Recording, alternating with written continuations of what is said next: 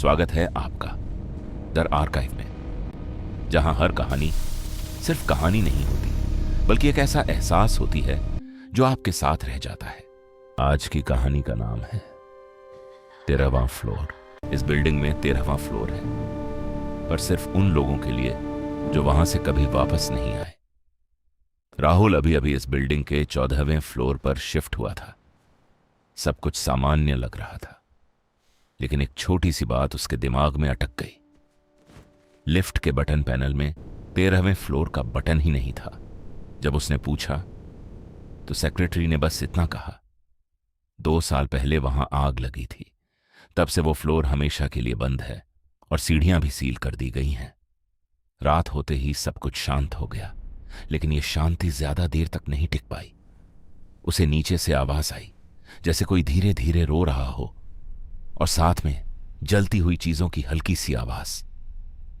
राहुल ने उसे सपना समझकर नजरअंदाज कर दिया और वापस सो गया। लेकिन अगले दिन जब वो लिफ्ट में घुसा तो कुछ बदल चुका था।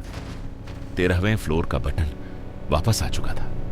कुछ पल के लिए वो रुक गया, फिर धीरे से उसने 13 दबा दिया। लिफ्ट खुली और सामने सब कुछ बिल्कुल सामान्य था।